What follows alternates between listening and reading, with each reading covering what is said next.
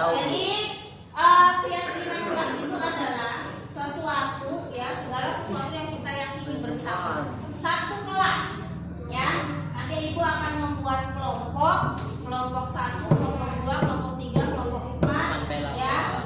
Didiskusikan. Kemudian nanti keyakinan kelasnya kamu tuangkan di kertas ini ya. Setelah dituangkan di kertas ini ya, nanti silakan ditempelkan di sini. Bu, keyakinan kelas itu yang seperti apa? Kamu bisa mengingat tentang peraturan kelas. Peraturan kelasnya apa? Kelas 8 ya. Kemudian nanti dituangkan, dikembangkan menjadi bahasa kamu sendiri. Nah, keyakinan kelas ini nanti akan kamu wujudkan. Fungsinya apa sih, Bu? Ya, keyakinan kelas fungsinya adalah untuk menerapkan disiplin positif. Disiplin positif itu adalah supaya kamu ada perubahan ke arah lebih baik. Sudah duduk dengan kelompoknya masing-masing? Ya. Kita sebut ini kelompok 1, kelompok 2, kelompok 3, kelompok 4, kelompok 5, kelompok 6, kelompok 7. Nanti silakan buat keyakinan kelas yang benar-benar kamu sepakati bersama. Ya.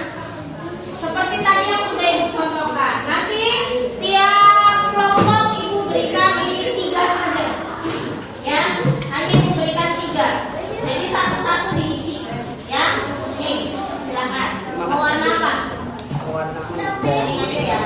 Oke, nih. Nah, sini. Satu. Wah.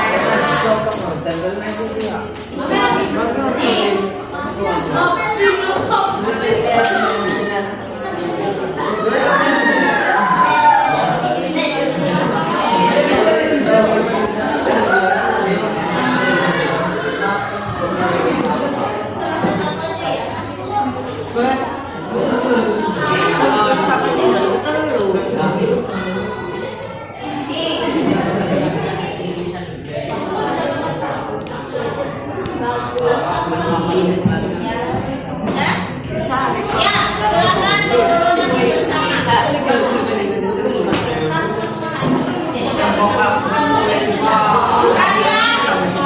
satu kelompok berarti nanti membuat 3 kesepakatan. Nah, 3 kesepakatan itu silakan dicatat dalam perlembar ini.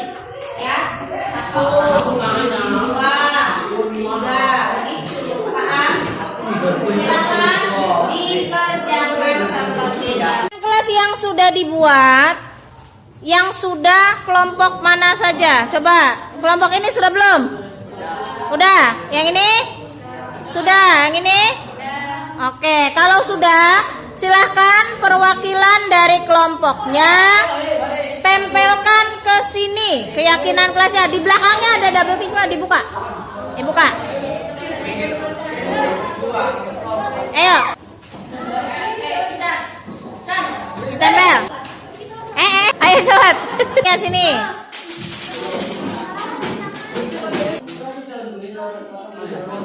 Coba. Nah, pintar.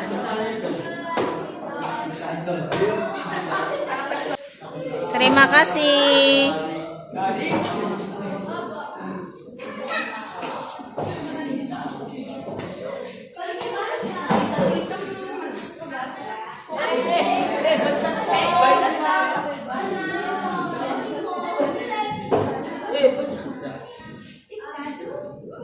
Mana kelompok yang lain mana sudah?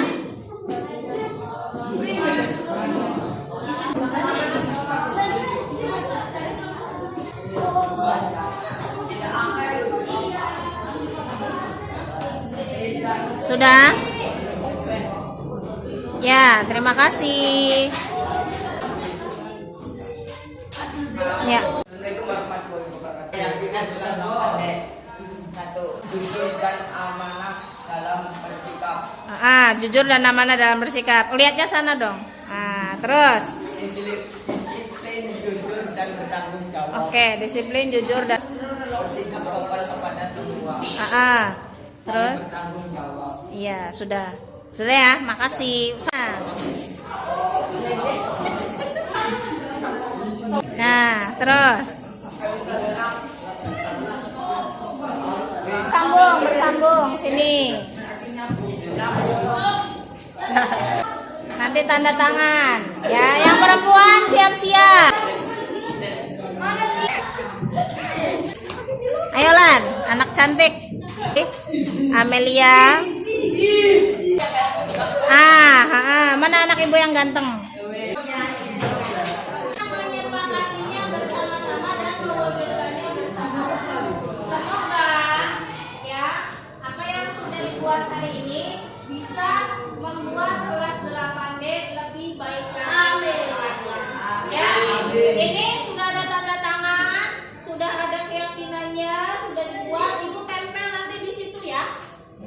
Jadi nanti kalau dalam bertindak 8D harus ingat ini ya, supaya kedepannya lebih baik, ada perubahan. Sahri sadri wa yassir li amri wa hlul 'uqdatam min lisani yafqahu qawli, amma ba'du.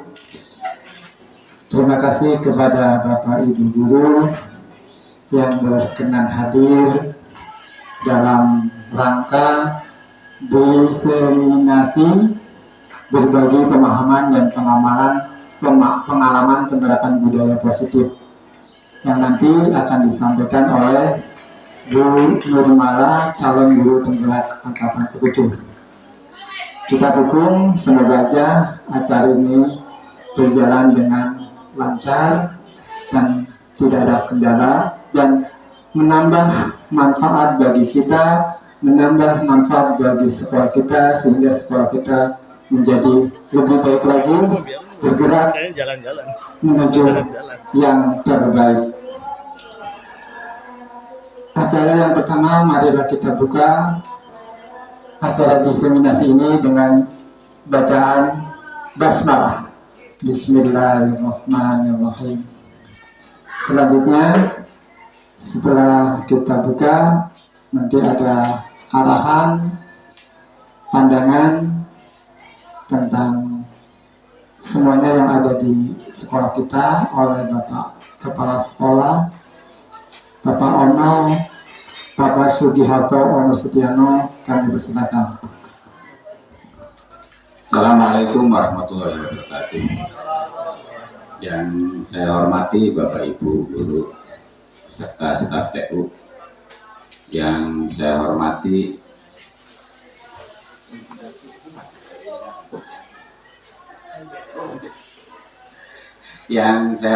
khusus kepada Ibu Nurmala Sari SPD selaku calon guru penggerak angkatan ke-7.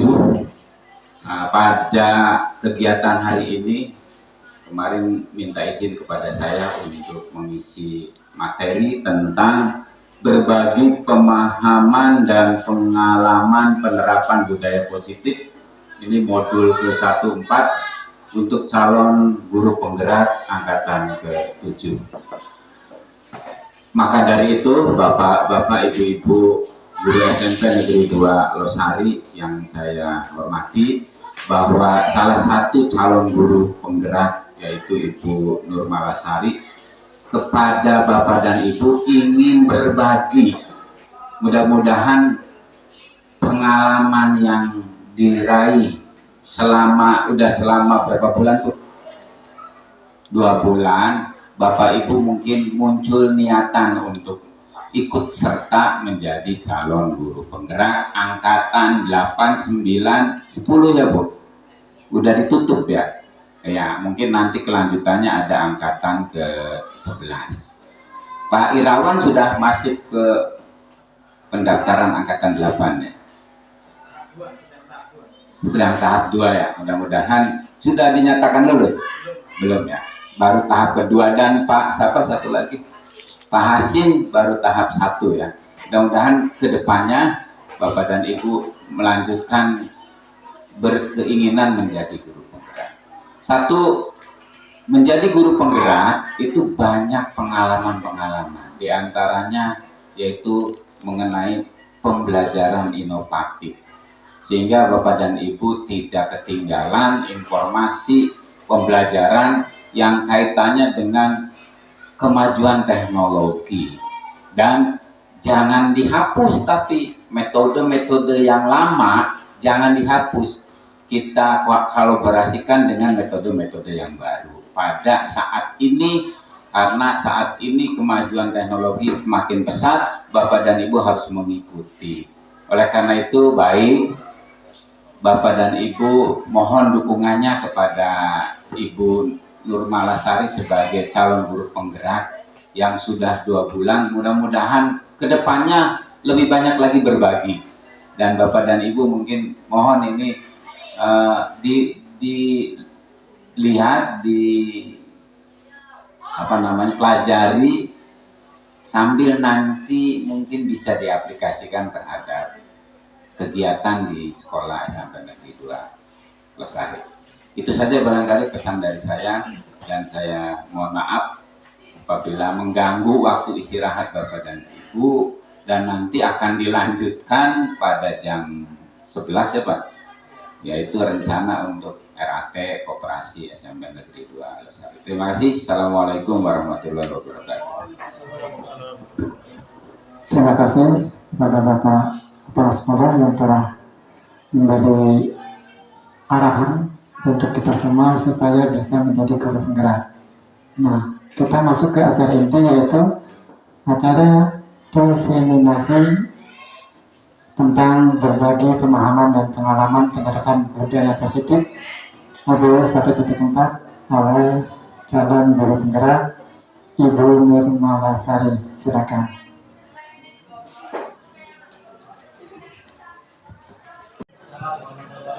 Ya. Bagaimana kabarnya Bapak Ibu? Masih semangat? Semangat? Ya, alhamdulillah. Baik. Terima kasih kepada Bapak Kepala Sekolah beserta seluruh keluarga besar SMP Negeri 2 Losari yang sudah memberikan saya kesempatan sehingga bisa berada di sini di tempat yang insya Allah penuh keberkahan ini, dan juga kita sama-sama untuk belajar. Bapak dan Ibu guru hebat yang ada di sini semuanya. Saya berada di depan bukan berarti saya orang yang lebih pintar, tetapi insya Allah pada kesempatan hari ini kita bersama-sama untuk bareng-bareng belajar. Yang baru bergerak cuma 1.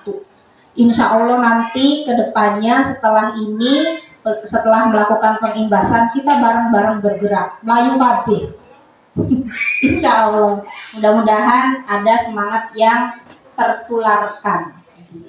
Baik, pada kesempatan pagi kali ini saya akan memaparkan sedikit pengalaman ketika mengikuti CGP, calon guru penggerak angkatan 7 dari Kabupaten Cirebon. Alhamdulillah banyak sekali pengalaman yang saya dapatkan, dan juga wawasan yang memang luar biasa gitu, yang ingin saya getok tularkan kepada Bapak dan Ibu. Baik, pagi hari ini saya ingin berbagi pemahaman dan pengalaman penerapan budaya positif gitu ya.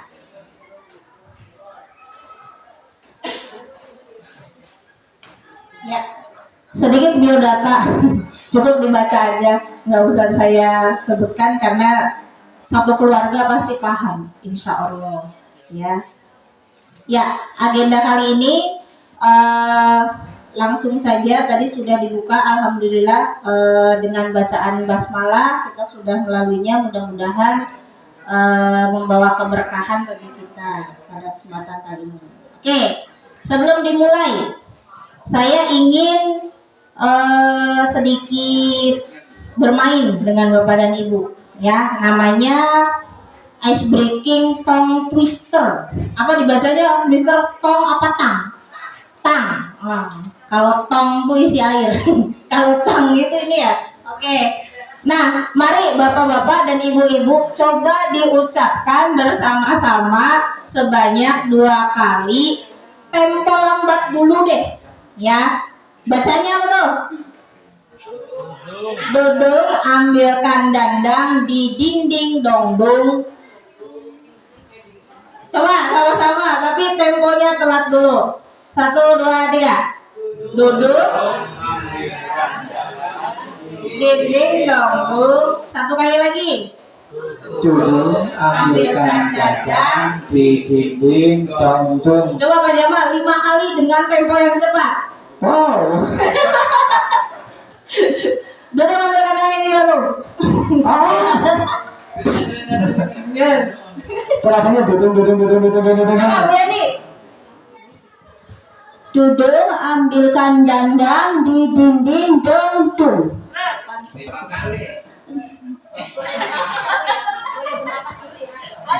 Dudung ambilkan dandang di dinding dongdung. Dudung ambilkan dandang di dinding dongdung. Dudung ambilkan dandang di dinding dongdung.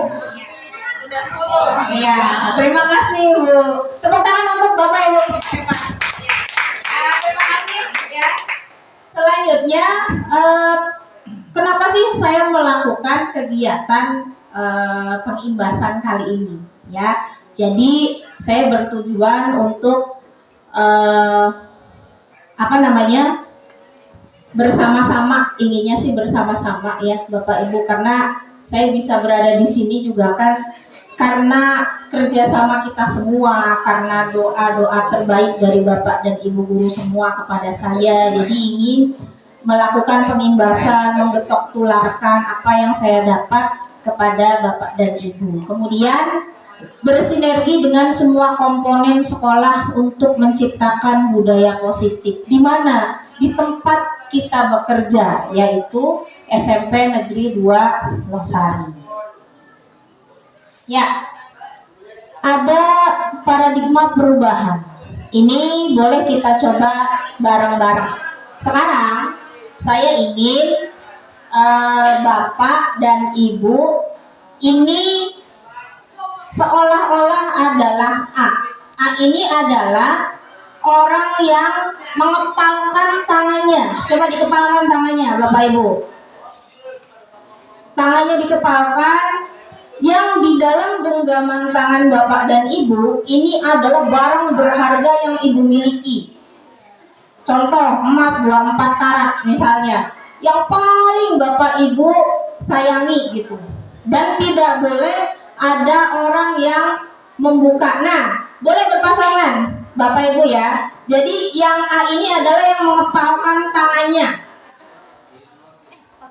Gitu ya. Yang mengepalkan tangannya, kemudian yang B ini adalah sebagai penggoda. Jadi bagaimana apapun caranya dengan merayu, kemudian menghardik, memarahi, bukan dong kepala tanganmu, gitu. Ya, jadi seolah-olah ingin mengambil isi dari kepala tangan Bapak dan Ibu.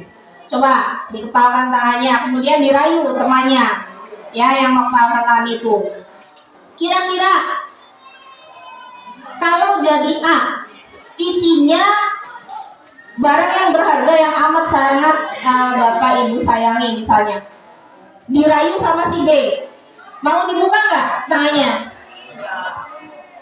Nggak. Digelitikin, ditawarin uang, mau nggak Bu? Itu mah beda lagi Bu. Mau nggak Bu sini? Mau? Waduh, ada yang mau, ada yang enggak. Kalau Ibu Fatma, kenapa nggak mau? Ya kan punya kita yang berharga, kenapa diberikan ke orang lain? Berarti ini, coba Bu Haji, kira-kira mau nggak Bu? Mau. Nggak mau, kenapa Bu? Itu kan benar berharga. Barang yang Ibu sayangi ya? Iya. Iya. Kalau Bapak gimana Pak? Mempertahankan untuk punya sendiri. Oh, mempertahankan dia Iya. sendiri. Baik, terima kasih. Ya, Bapak dan Ibu, ada beberapa pertanyaan. Apakah Anda atau B membuka kepala tangan Anda? Mengapa? Itu jawabannya ada pada diri Bapak Ibu sendiri. Ya, kenapa tidak mau membuka? Ya, Ada juga yang mau membuka. Kita semua punya alasan sendiri untuk berusaha mempertahankan, ya. Kemudian ada yang ingin berbagi. Itu kembali pada diri kita pribadi. Kemudian apakah Anda atau B menutup kepala tangan Anda? Kenapa? Alasannya kenapa? Kemudian yang terakhir, dalam kegiatan ini sesungguhnya siapa yang memegang kendali atau kontrol untuk membuka atau menutup kepala tangan? Kira-kira siapa, Bu? Ya, ternyata diri kita sendiri. Gitu. Jadi kesimpulannya adalah pada dasarnya semua tindakan atau keputusan itu bagaimana dari kontrol pikiran kita sendiri. Jadi sekuat apapun orang merayu, ya, dibilang cantik kah, ganteng kah, ya, kemudian dengan berbagai alasan apapun, tapi kita berusaha, prinsip kita adalah tidak ingin membuka kepalan tangan kita, maka itu tidak akan terjadi untuk membuka kepalan tangan kita. Walaupun kita dipengaruhi oleh orang lain. Prinsip, ya, seperti itu, Bapak dan Ibu. Baik. Ya, ini ada perubahan paradigma stimulus respon, teori kontrol atau teori pilihan. Jadi ada beberapa item ya Bu ya untuk stimulus respon. Kita mencoba mengubah orang agar berpandangan sama dengan kita. Nah, untuk teori kontrol atau pilihan itu kita berusaha memahami pandangan orang lain tentang dunia. Jadi ada perbedaannya antara stimulus respon dengan teori kontrol atau pilihan. Ini saya agak takut keceletot ya baca tulisan itu. Takut saya tuh. Oke, kita kemudian yang kedua adalah perilaku buruk dilihat sebagai suatu kesalahan. Tapi pada teori kontrol atau pilihan, semua perilaku memiliki tujuan. Yang ketiga adalah orang lain bisa mengontrol saya. Tetapi pada teori kontrol atau pilihan, hanya kita yang bisa mengontrol diri kita sendiri. Begitu. Kemudian pemaksaan ada pada saat bujukan gagal. Nah, untuk teori kontrol atau pilihan, kolaborasi dan konsensus menciptakan pilihan-pilihan baru.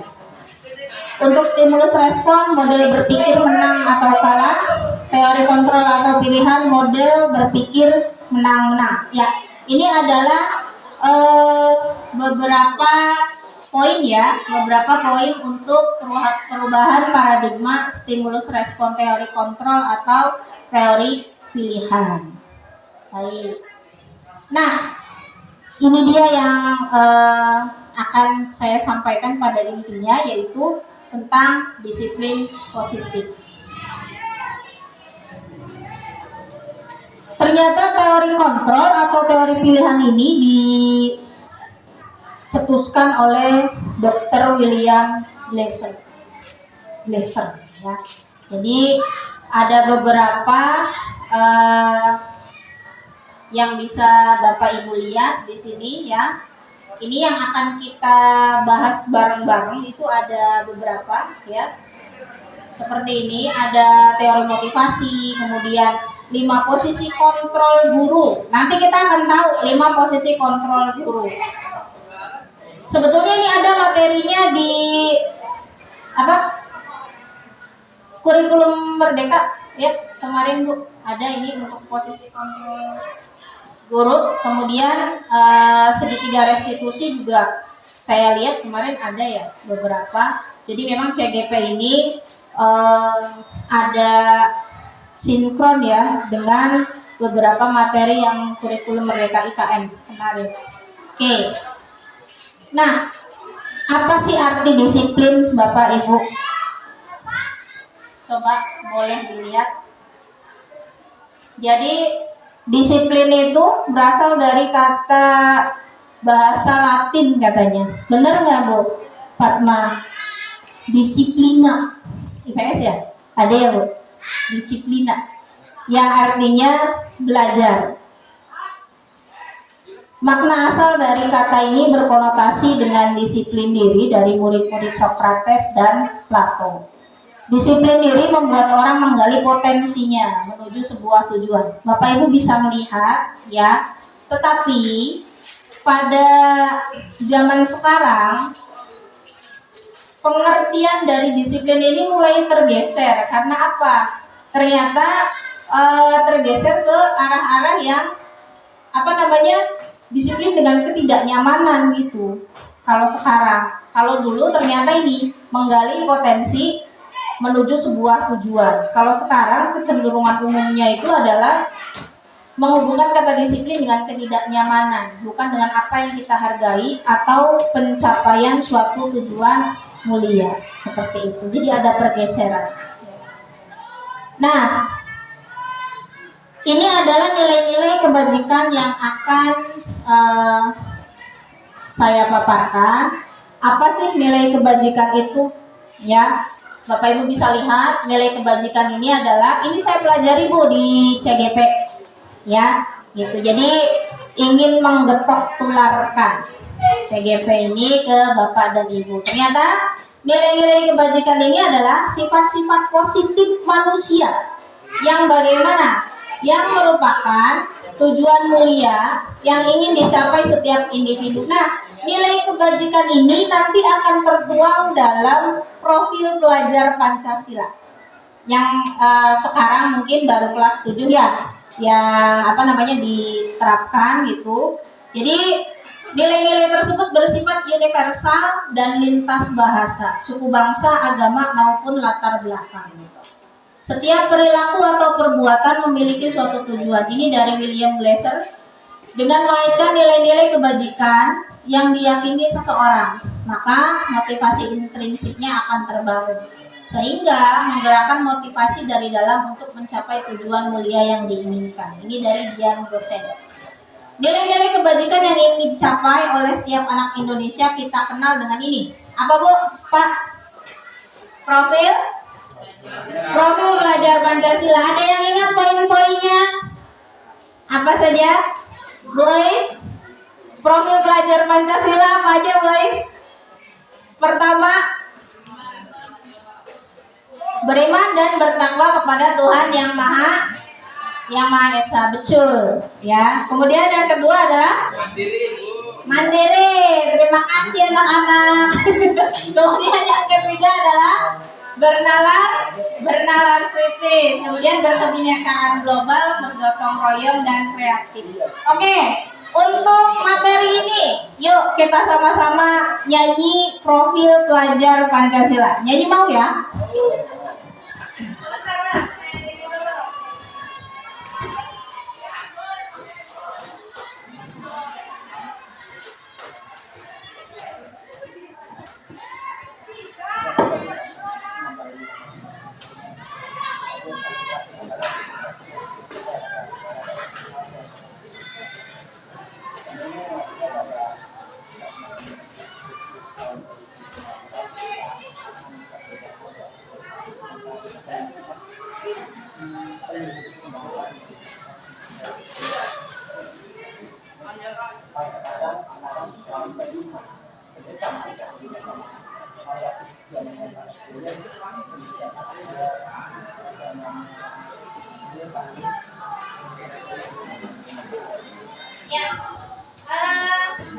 Ini adalah nyanyian profil pelajar Pancasila yang saya dapatkan dari kegiatan CGP Angkatan 7 kemarin lokakarya di SMK Munduk ya waktu itu.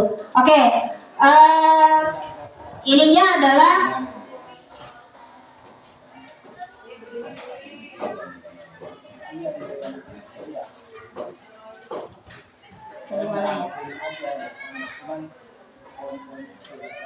ya, ini poin-poin dari profil pelajar Pancasila. Nanti kita ikuti nyanyiannya ya.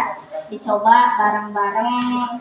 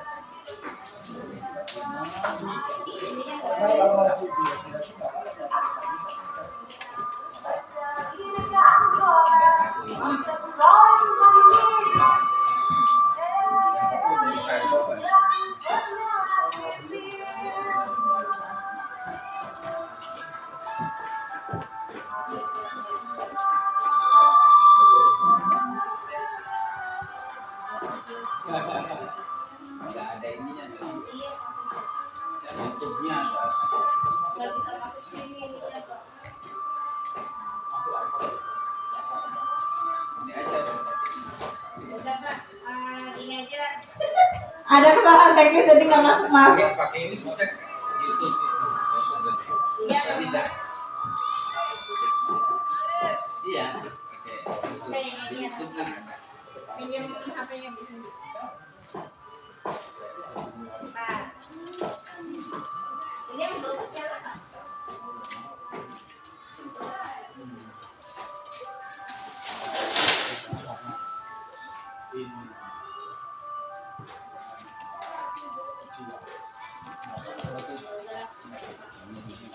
Ya, untuk tepuk, untuk nyanyiannya kayaknya masih ini ya.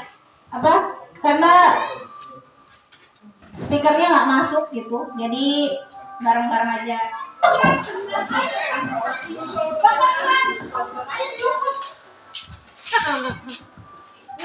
Bisa bu. Yuk. Apa? Itu. Nyanyi itu bu apa? Pemuda. Profil pelajar Pancasila, bisa kan? Yuk, Bismillahirrahmanirrahim. Semoga bisa. Yuk. Pelajar Pancasila beriman dan bertakwa pada Tuhan Yang Esa dan berakhlak mulia, berkepentingan global, gotong royong mandiri, kreatif dan bernalar kritis. Pelajar Pancasila beriman dan bertakwa pada Tuhan Yang Esa dan berakhlak mulia, berkebinekaan global, gotong royong mandiri, kreatif dan bernalar kritis. Terima kasih. Terima kasih Bu. Nanti dapat voucher bakso Mang Calidi. Aduh, kalau di depan saya suka grogi. Ya. Oke, ini ya Bu ya. Nilai-nilai kebajikan universal dan ternyata Ini yang kita pelajari. Oke. kemudian Ya, ini ada teori motivasi, hukuman dan penghargaan serta restitusi gitu. Nah, yang saya dapatkan paling terbaru itu adalah restitusi, Bapak dan Ibu ya. Restitusi itu nanti saya ada di materi yang terakhir. Jadi menurut Gosen, Dian Gosen atau Dian Gosen Bu. Dian Gosen dalam salah satu bukunya ini memaparkan bahwa ada teori motivasi perilaku manusia. Yang pertama yaitu untuk menghindari ketidaknyamanan atau hukuman. Ini yang dinamakan motivasi eksternal. Kita tahu bahwa motivasi eksternal itu berarti yang berasal dari luar. Kemudian yang keduanya untuk mendapatkan imbalan dari orang lain atau institusi. Ini juga merupakan motivasi eksternal ya. Kemudian yang terakhir adalah untuk menghargai diri sendiri. Nah, yang kita butuhkan ya adalah yang ini, Bapak dan Ibu. Motivasi intrinsik atau internal. Jadi tujuan disiplin positif itu adanya di sini. Karena berasal dari diri kita sendiri. Bukan ingin dilihat oleh orang lain, kemudian bukan ingin mendapatkan imbalan dan lain sebagainya ya. Tapi semua itu berasal dari diri kita sendiri, sehingga itu nanti bisa menjadi disiplin positif. Pertama kan dari diri sendiri, baru kemudian bisa menggetok tularkan untuk orang lain. Nah, menurut Ki Hajar Dewantara, merdeka itu kita ini tidak hanya terlepas dari perintah, akan tetapi juga cakap untuk memerintah diri sendiri. Jadi nggak bisa kita ini itu memerintahkan orang lain, tapi kita juga harus cakap dalam memerintah diri kita sendiri. Fungsinya untuk apa? Tadi ada korelasi antara motivasi internal untuk menciptakan disiplin positif. Ya. Nah, ternyata penghargaan dengan hukuman ini hampir sama ya, Bapak Ibu. Boleh dilihat, ini ada pengaruh jangka pendek dan jangka panjangnya. Kemudian penghargaan menghukum, penghargaan mengurangi ketepatan, penghargaan tidak efektif, kemudian penghargaan itu juga bisa merusak hubungan. Artinya kita tahu bahwa sesuatu yang berlebihan itu tidak baik. Jadi yang sedang-sedang saja gitu, dalam memberikan apa yang kita berikan kepada anak-anak yang tentunya kita sebagai pendidik gitu. Penghargaan juga ternyata bisa menurunkan kualitas, kemudian mematikan kreativitas dan juga mengurangi motivasi intrinsik. Kenapa? Karena terlalu sering diberikan penghargaan. Oke. Kemudian bentuk program kebajikan atau apresiasi. Jadi kalau Bapak dan Ibu ingin memberikan apresiasi, boleh kepada para peserta didik kita. Yang pertama, dalam memberikan apresiasi atau pengakuan perlu diingat beberapa hal, yaitu pengakuan secara khusus, pengakuan secara pribadi, beri pengakuan kepada semua murid secara bergantian. Jadi maksudnya jangan anak itu aja yang diberikan apresiasi. Contoh ya, ada anak yang suka bolos. Cari sisi positifnya, berikan dia apresiasi gitu. Siapa yang tahu dengan seperti itu anak bisa sedikit demi sedikit menghilangkan kebiasaan negatifnya gitu. Kemudian fokus pada proses yang terakhir. Contoh pengakuan apresiasi kebajikan. Ya, ada pembuka. Kemarin saya perhatikan nilai kebajikannya, rasa empatimu besar sekali dengan situasi yang pada saat menolong murid baru di kelas kita ini, hanya contoh ya Bapak Ibu. Kemudian ada, saya menghargai kepedulianmu pada saat kamu membantu teman-temanmu di tugas kelompok. Jadi kita bisa menanamkan hal-hal yang kecil seperti ini, yang remeh-temeh ya, rembukan rengginang lah istilahnya sih. Tapi kalau dikumpulkan dalam satu toples, itu insya Allah akan menjadi tumpukan rengginang yang banyak gitu. Jadi recehan-recehan seperti ini bisa sedikit memberikan perubahan gitu kepada anak-anak kita. Nah, pembuka yang lainnya adalah terima kasih, mengucapkan terima kasih. Kemudian rasa tanggung jawabmu pada saat kamu memungut kertas-kertas yang berserakan di lantai. Memang betul Bapak Ibu bahwa ucapan-ucapan positif ya, seperti terima kasih, tolong, itu memang sangat dibutuhkan. Bukan hanya untuk anak-anak saja, saya sendiri juga merasakan gitu. Jadi kalau misalnya, Bu, tolong ini dong, ada kata tolong itu kayak yang bikin ini ya, lebih di hati itu lebih sejuk ya, seperti angin surga istilahnya gitu. Iya betul gitu. Tapi kalau misalnya, Bu, ambilin itu dong, gitu kan, jadi ngapain gitu. Jadi ada beda rasa ya Bapak Ibu kalau misalnya yang seperti itu. Nah, saya ingin bertanya kepada Bapak dan Ibu. Di sini ada beberapa poin ya. Perbedaan hukuman dan konsekuensi. Saya ingin tahu seberapa jauh Bapak dan Ibu mengenal tentang hukuman ya dan juga konsekuensi gitu. Coba Pak Ir, saya ingin tanya kepada Bapak ya Pak ya. Boleh di shoot kameranya? Wah. Di zoom juga boleh. Ya, poin pertama ya Pak Ir ya, ada mencatat 100 kali di di dalam buku K5, saya tidak akan terlambat lagi karena terlambat ke sekolah. Kira-kira itu hukuman atau konsekuensi? Hukuman. Menurut Bapak nih, ya, coba saya mendekat saja lah Pak. Menurut Bapak kenapa itu hukuman? Karena hukuman. Kenapa? Karena hukuman. Halo, Ya, boleh. ini jelas ya Bu, sebentar saya cari yang konsekuensi supaya kontras. Lari mengelilingi, hukuman juga murid diminta. Nah, untuk push up, hukuman juga mengganti kertas tugas teman yang, nah, ya ada arah konsekuensi sebentar. Memberikan tumpahan, matanya maklum Bu, Membersihkan, Pak. membersihkan tumpahan air. Nah, itu nih konsekuensi lagi. Murid apa Bu?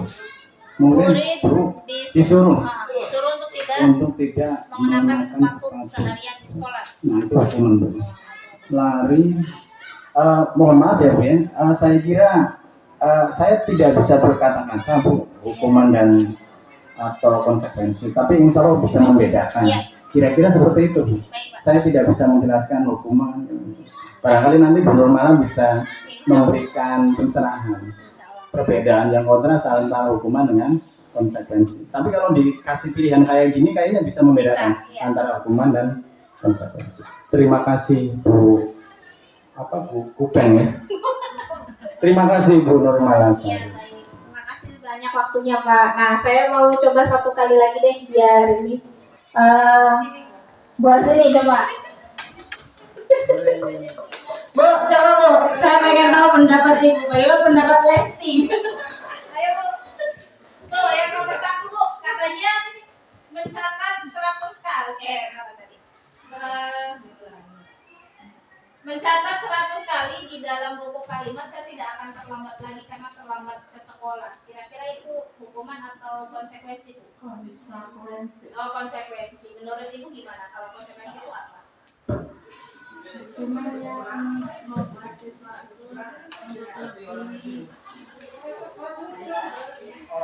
kasih ya Bu ya. Kalau Bu Fatma, Nomor 2, Bu. Sebentar, lagi. Lari mengelilingi lapangan basket 2 kali karena terlambat hadir di sekolah. Hukuman. Kenapa, Bu?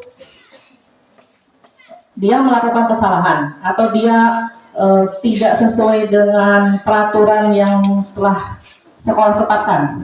Makanya disuruh lari. Ada nggak mungkin kalau tidak terlambat disuruh lari mana? Tidak berasa kalau tidak ada. satu lagi deh, biar ini Pak Ujang, coba Pak Ujang. Saya merasa ada magnet di sini ya, Bapak Ibu. Coba Pak. Untuk yang nomor 3 deh. Murid diminta untuk push up Iya. 15 kali karena tidak menggunakan masker ke sekolah. Hukuman, Pak. Hukuman. Iya. Oke. Karena ada gerakan di situ. Terima kasih, Bang. Kata Pak Ujang katanya hukuman karena ada gerakan gitu. Apa yang digerakkan ya Pak? Oke, baik. Terima kasih Bapak dan Ibu ya. Saya di sini bukan untuk menggurui, tapi berdasarkan apa yang sudah saya dapatkan ya Bapak dan Ibu selama mengikuti program guru penggerak. Jadi mencatat 100 kali ini adalah sebuah hukuman. Kenapa? Karena berkaitan dengan fisik gitu ya. Jadi mencatat itu 100 kali itu kan bikin capek ya gitu. Jadi kalau konsekuensi itu tidak berkaitan dengan hal-hal yang bisa berkaitan dengan jadi misalnya lari lapangan basket 2 kali karena terlambat hadir, itu hukuman atau konsekuensi? Hukuman. Kita bisa membedakan ya. Kemudian murid diminta untuk push up, hukuman bukan Pak? Hukuman. Hukuman. Kenapa, Pak? Intinya gini, kalau hukuman itu tidak ada kaitannya dengan pelanggarannya. Kalau misalkan kita menyakiti orang atau menumpahkan barang atau menyobek, mencoret-coret, itu menggantikan dengan apa yang dia lakukan, itu berarti konsekuensi. Tapi kalau hukuman itu berarti di luar dari pekerjaan atau pelanggaran yang diperbuat. Intinya seperti itu. Ya, baik, terima kasih atas penjelasannya, Pak. Kemudian menggantikan kertas itu konsekuensi atau hukuman? Konsekuensi. Kemudian membersihkan tumpahan air di meja tulis karena tersenggol pada saat belajar. Ah, konsekuensi. Murid disuruh untuk tidak mengenakan sepatu seharian di sekolah. Konsekuensi atau hukuman? Hukuman. Kemudian lari mengelilingi lapangan basket 2 kali karena terlambat 10 menit untuk pelajaran PJOK. Coba saya tanya Bapak PJOK-nya deh. Gimana, Pak? Apa itu? Lari mengelilingi lapangan basket 2 kali karena terlambat 10 menit untuk pelajaran PJOK. Konsekuensi, Bu. Konsekuensi. Menurut saya sih. Dan ternyata konsekuensi bukan. Lari mengelilingi lapangan. Hukuman. Ya, Bapak dan Ibu. Boleh nanti di luar ini boleh kita sharing ya materi-materinya. Terima kasih Bapak dan Ibu sudah mau memberikan konsekuensi ya. Tapi tergantung sih ya, tergantung. Nah, kemudian ini yang berikutnya adalah 5 posisi kontrol guru. Pernah ada yang baca artikel tentang 5 posisi kontrol guru tidak? Atau baru sekarang? Baru sekarang. Oke. Untuk posisi kontrol guru ini, aduh sayang sekali ya speakernya enggak. Ini saya ada beberapa tayangan yang saya dapatkan dari modul ya, modul CGP.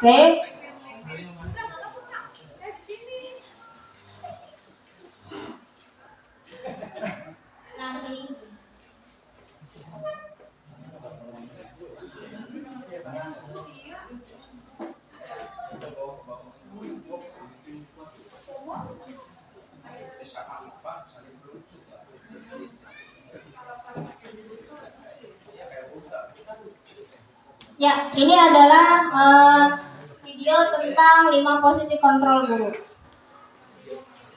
Boleh dilihat dulu ya, Bapak dan Ibu. Jadi ada 5 posisi kontrol guru ya. Cuma nggak ada suaranya, nggak Bapak?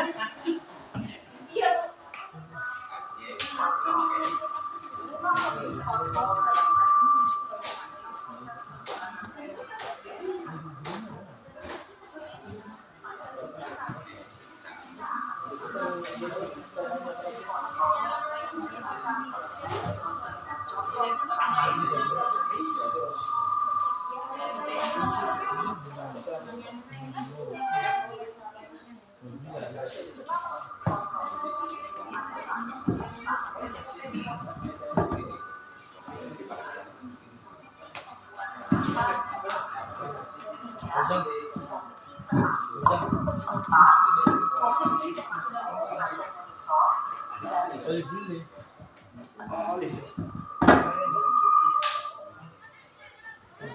Ya, tadi ada 5 posisi kontrol guru Bapak dan Ibu. Apa saja coba tadi? Atur sebagai penghukum. Kemudian apa lagi? Lalen. Nah ini, ya, penghukum, posisi pembuat merasa bersalah, posisi teman,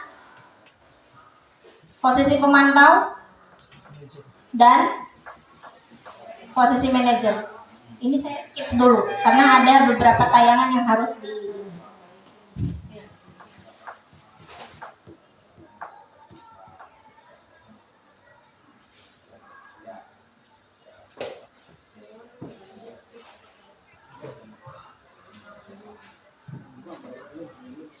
Nah, ini ada beberapa tayangan Bapak dan Ibu bisa dilihat. Jadi 5 posisi kontrol itu ya, nanti boleh dilihat. Nah, ini.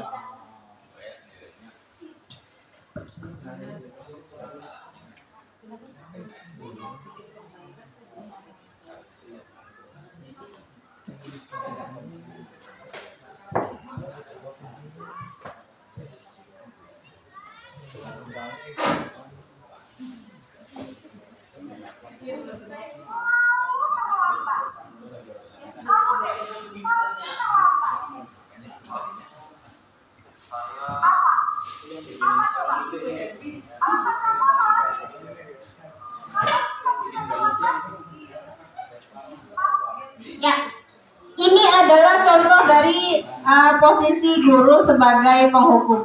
Kira-kira Bapak dan Ibu di sini pernah tidak? Atau siapa? Acungkan tangannya yang merasa pernah di posisi ini. Kalau saya sih iya, pernah. Ya.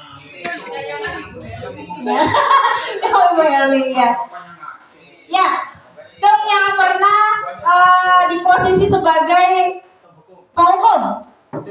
Cung, ada? Ya.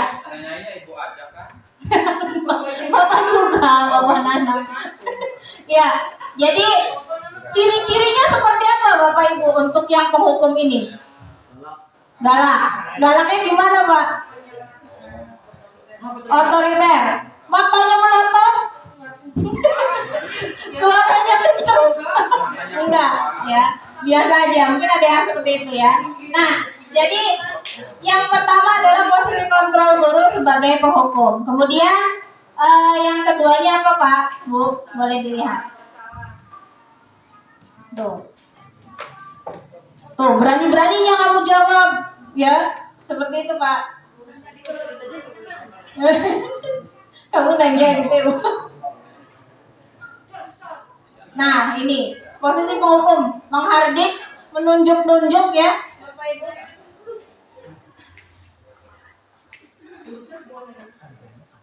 Nah, dampaknya apa saja sih Bapak Ibu kalau kita sebagai penghukum? Boleh dilihat. Murid menjadi pendendam, benar nggak? Ya. Terus tidak menyukai guru, sebab saya juga pernah dulu ya. Nah ini posisi pembuat bersalah.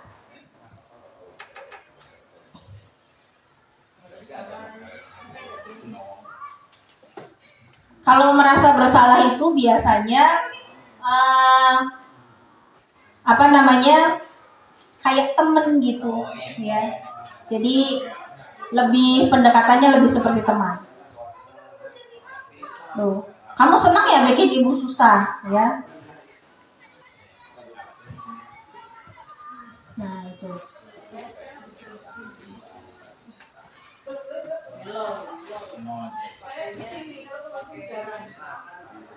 Oke, ini ya. Ya, ini jadi kalau posisi yang itu, yang sebagai teman itu, jadi percakapannya itu lebih ke, kamu senang ya kalau ibu dimarahin Pak Kepala Sekolah kayak gitu. Jadi lebih kayak obrolan ke temen daripada yang penghukum itu. Nah ini, ya, itu yang temen Pak, merasa bersalah ya. Jadi ngerasa bersalah itu kayak gitu. Kalau yang ke teman kan nomor 3. Ya, merasa bersalah ya? Iya, salah. Kemudian ada yang ketiga ini adalah sebagai teman. Ya, ini teman. Guru pada posisi ini tidak akan menyakiti murid, tetapi berupaya mengontrol murid melalui persuasi. Posisi teman pada guru bisa negatif ataupun positif. Jadi bisa menanamkan sesuatu yang memang ke anak-anak ini kita dekat gitu. Jadi tanamkan yang penuh dengan kasih sayang aja gitu. Yang negatifnya jangan, gak usah. Nah, ini yang keempat adalah pemantau. Posisi pemantau berdasarkan pada peraturan-peraturan dan konsekuensi dengan menggunakan sanksi atau konsekuensi kita dapat memisahkan hubungan pribadi dengan murid. Kemudian yang terakhir adalah manajer. Posisi di mana guru berbuat sesuatu bersama dengan murid, mempersilahkan murid mempertanggungjawabkan perilakunya, mendukung murid agar dapat menemukan solusi atas permasalahannya sendiri. Jadi manajer ini lebih bisa mengajak siswa itu untuk menemukan solusi dari permasalahannya sendiri. Ini 5 kontrol guru, ya. Kemudian ada studi kasus Bapak Ibu, ya. Studi kasus di sini adalah IPA kurang menguasai pelajaran matematika, ya. Sehingga pada saat pelajaran tersebut berlangsung dia lebih banyak berdiam diri atau menggambar di buku pelajarannya. Pada saat guru matematikanya Pak Seno menanyakan pertanyaan, Iva menjadi gugup dan tak sengaja menjatuhkan tasnya dari kursi, serta tiba-tiba menjadi gagap pada saat berupaya menjawab. Seluruh kelas pun tertawa melihat perilaku Iva yang bicara tergagap dan terkejut tersebut. Pak Seno pada saat itu membiarkan teman-teman IPA menertawakan IPA yang tergagap dan malu luar biasa. Dan malahan minta IPA untuk maju ke depan dan berdiri di depan kelas sambil menunjuk hidungnya karena tidak bisa menjawab pertanyaan Pak Seno. Kelas makin gaduh dan anak-anak pun tertawa melihat IPA di depan kelas memegang ujung hidungnya. Ya, ini ada contoh studi kasus. Nah, pertanyaan pemantik dari studi kasus IPA yang tidak menyukai mata pelajaran matematika. Apakah Anda setuju dengan tindakan Pak Seno terhadap IPA? Setuju tidak Bu Nyai?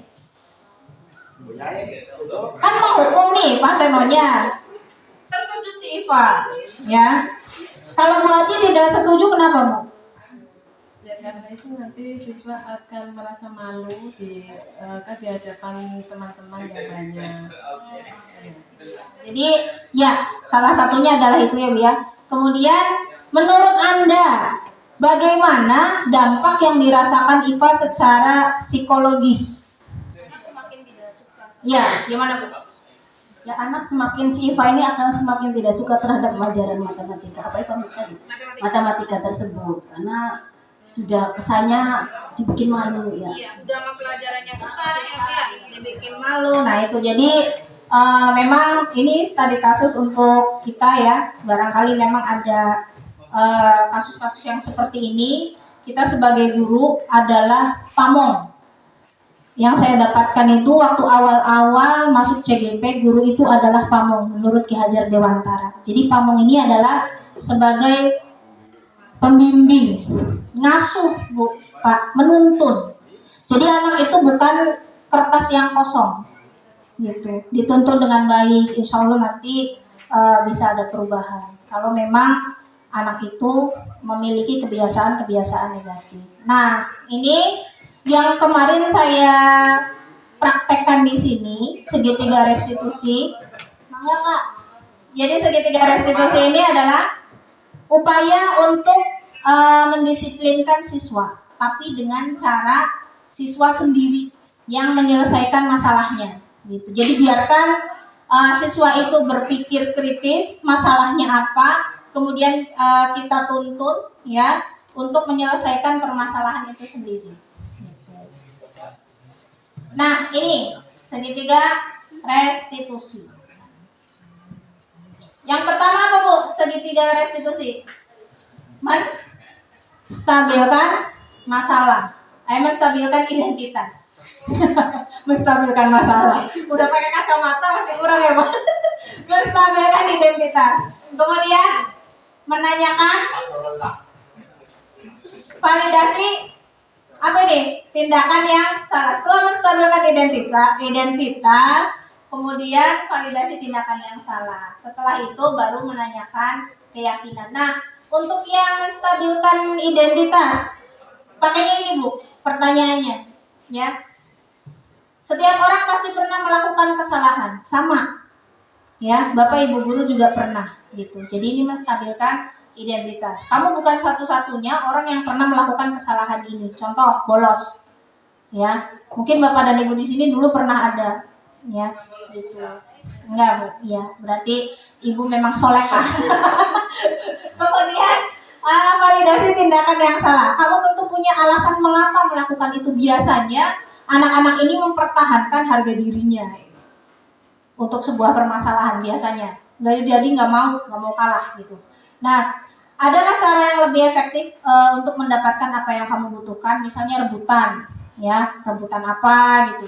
Jadi nanti ditanya, yang kamu butuhin itu apa? Cara yang efektifnya untuk mendapatkan yang kamu butuhkan. Kemudian menanyakan keyakinan. Keyakinan kelas apa yang telah kita sepakati? Kamu ingin menjadi orang yang seperti apa? Di sini ada yang sudah membuat keyakinan kelas, Iya, 8E sudah membuat keyakinan kelas ya. Mudah-mudahan nanti yang belum, insya Allah nanti barangkali mau sharing boleh ya. Karena saya sendiri sedang proses untuk keyakinan kelas itu ya, gitu. Jadi ini. Untuk segitiga restitusi, ini ada tayangan videonya, cuma terkendala lagi itu ya, speaker. Nah, speakernya nggak nyala, nggak apa-apa. Nah, ini segitiga restitusi itu penerapannya Bapak Ibu, ya. Untuk menyelesaikan permasalahan, biasanya di sini.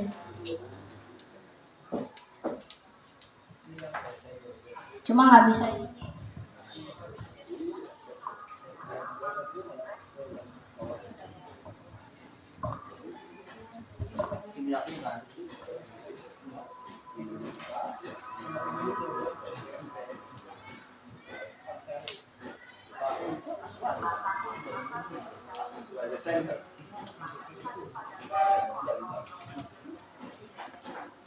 Dalam video ini sebetulnya ada penerapan segitiga restitusi untuk menyelesaikan masalah pada siswa. Cuma mungkin karena speakernya nggak ini ya, jadi agak susah. Kurang sinkron.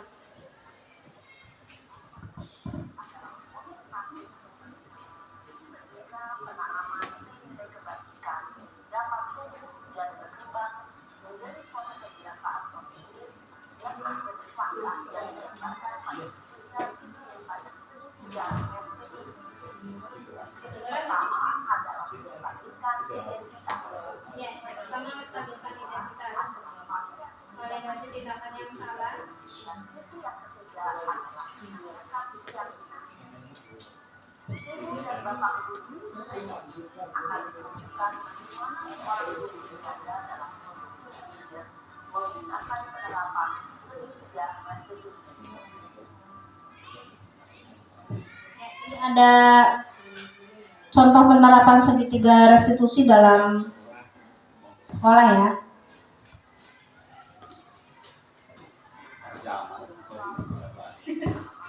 Iya kan kenapa jaman?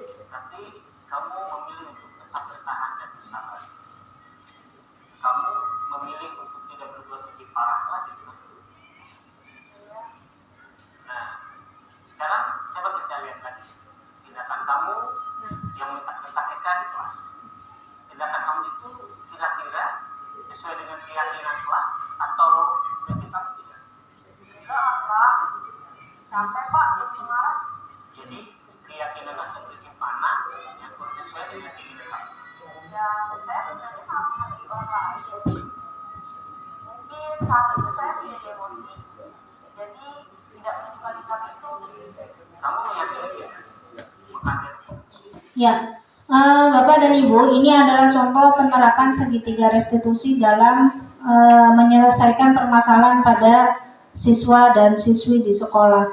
Karena ini apa ya, banyak kekurangannya ya, salah satunya adalah speakernya tidak nyambung, jadi mungkin bisa baca itunya saja.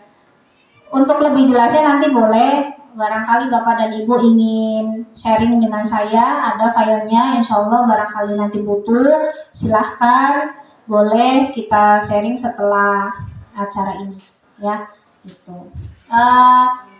Ini saja ya yang bisa saya sampaikan kepada Bapak dan Ibu. Kurang lebihnya saya mohon maaf apabila banyak kekeliruan, kesalahan dari saya sendiri sebagai manusia, karena memang kesempurnaan itu hanya milik Allah Subhanahu wa Ta'ala. Terima kasih Bapak dan Ibu yang sudah mengingatkan saya. Kurang lebihnya mohon maaf. Al-haqqu min rabbikum fala takunanna minal mumtarin. Wassalamualaikum warahmatullahi wabarakatuh. Waalaikumsalam warahmatullahi wabarakatuh. Terima kasih Ibu Nurmalasari yang telah memaparkan tentang pembiasaan. Sebelum ditutup, Bapak Dan Ibu, saya minta Bapak dan Ibu menuliskan refleksi dari apa yang sudah saya paparkan tadi ya. Saya kelupaan. Wassalamualaikum warahmatullahi wabarakatuh.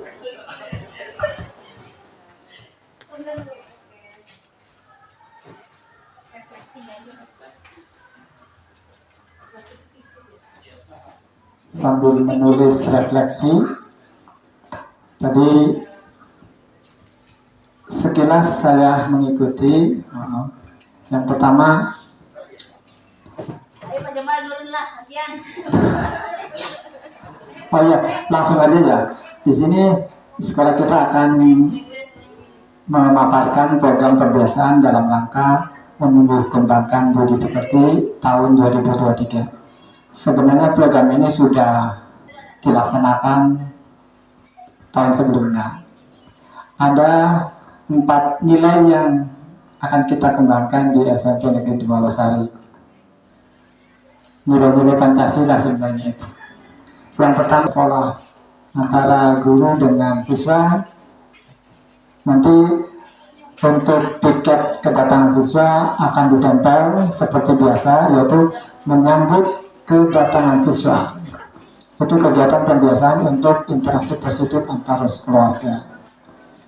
Kemudian nanti ada pembinaan tiap awal bulan oleh wali kelas. Selanjutnya ada komunikasi yang baik antara orang tua dengan wali kelas ketika penyerahan rapor, ketika kunjungan fisik, ketika rapat wali murid. Dan yang terakhir adalah nilai-nilai untuk diri sendiri, potensi diri sendiri, yaitu untuk merawat diri. Nanti pada hari Jumat ganjil, kita akan melakukan kebersihan lingkungan, jumsi, dan untuk Jumat Genap kita akan melaksanakan senam kesegaran jasmani bersama. Itu untuk merawat diri, untuk menjaga kesehatan agar kita lebih sehat. Kemudian setelah senam bersama dan guru semuanya, itu yang ingin kita yang sebenarnya yang berubah itu cuma beberapa poin aja. Semuanya sama kegiatannya dan programnya tahun-tahun. Intinya tidak menghilangkan program yang sebelumnya, tapi menambah sedikit supaya lebih bervariasi, itu saja. Oh ya, untuk hari-harinya itu upacara hari Senin, Asmaul Husna hari Selasa. Nanti ada pengembangan dirinya, ada satu lagi tentang literasi bersama, Ridatan. Ridatan itu nanti dilaksanakan pada hari Rabu.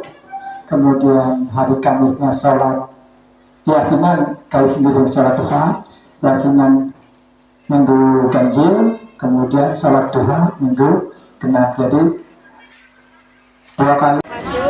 Nama saya Zahra Fisika dari kelas 8D. Setelah membuat keyakinan kelas, kami jadi lebih saling menghargai, menghormati, serta lebih dapat bertanggung jawab dalam sehari-hari. Assalamualaikum warahmatullahi wabarakatuh. Nama saya Sri Mulyani. Setelah mendapatkan sosialisasi budaya positif dari Ibu Nurmalasari, saya merasa senang dan membuka wawasan saya dalam dunia pendidikan. Oke, saya mendapatkan hal baru. Salah satunya yaitu menguasai segitiga restitusi dalam menyelesaikan permasalahan siswa. Di mana dalam segitiga restitusi ini, siswa diberikan pengarahan untuk menemukan solusi atas permasalahannya sendiri. Sekian, terima kasih. Wassalamualaikum warahmatullahi wabarakatuh.